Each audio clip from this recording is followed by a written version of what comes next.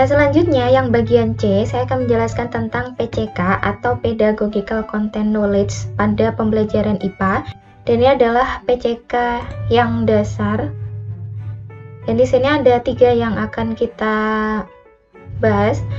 Yang pertama adalah PCK itu menitik beratkan bagaimana suatu konsep atau materi yang disampaikan dalam suatu proses pembelajaran dapat dipahami oleh peserta didik.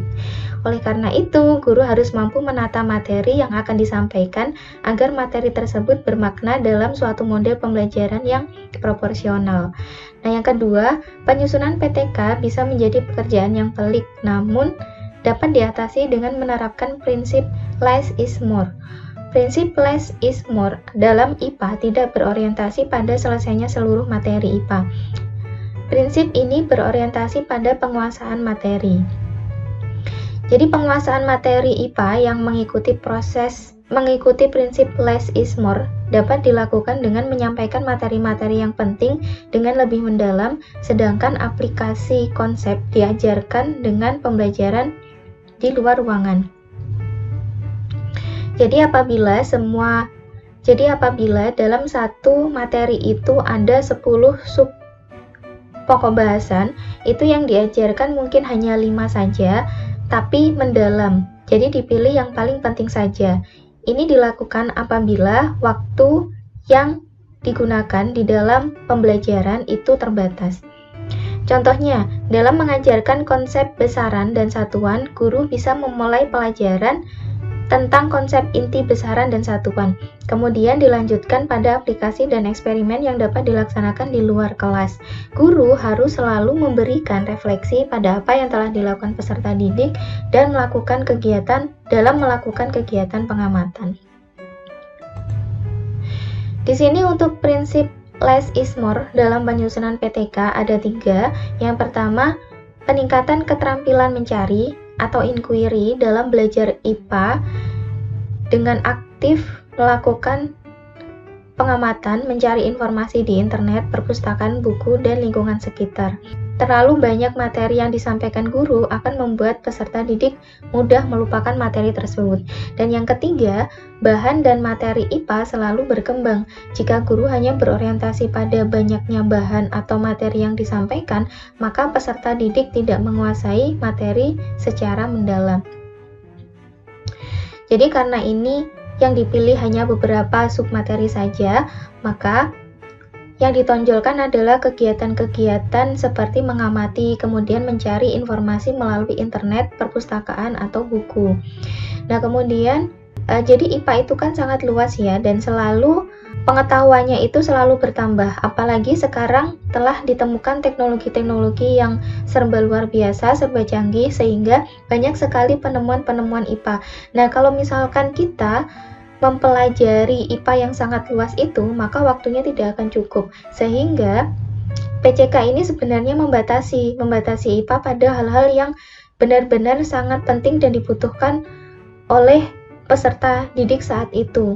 Jadi dipilih hanya beberapa materi saja yang paling penting, kemudian dibelajarkan secara mendalam. Nah, ini gambaran dari PCK. Kita lihat yang warna kuning dan warna hijau. Warna kuning ini adalah pedagogical knowledge, kemudian yang warna hijau adalah content knowledge. Kalau warna hijau dan warna kuning digabungkan, itu menjadi PCK atau pedagogical content knowledge.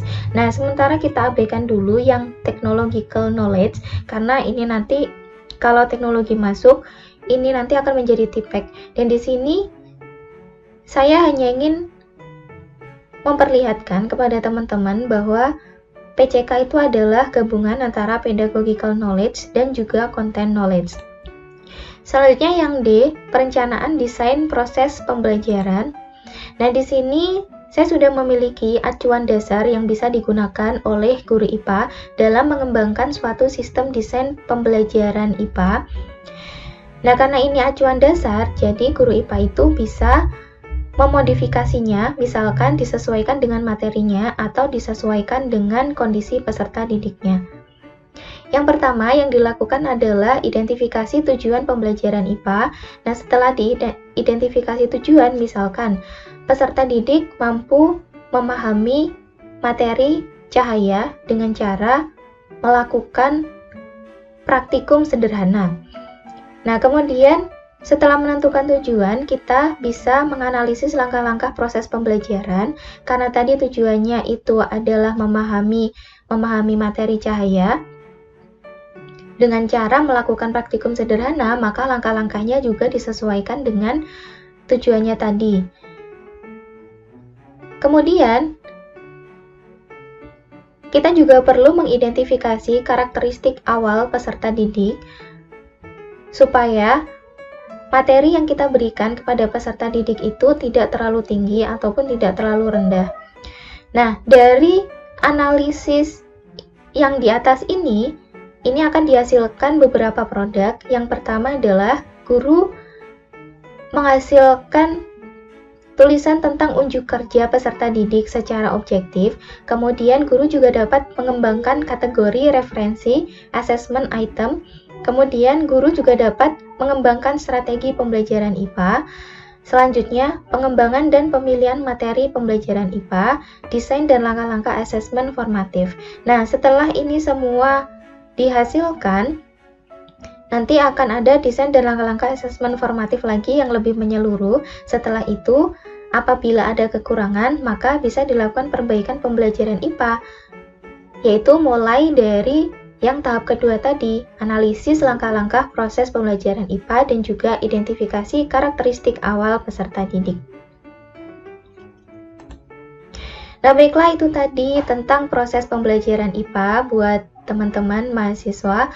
Semoga apa yang saya sampaikan ini bermanfaat, dan jangan lupa ada beberapa tugas yang saya tugaskan untuk teman-teman.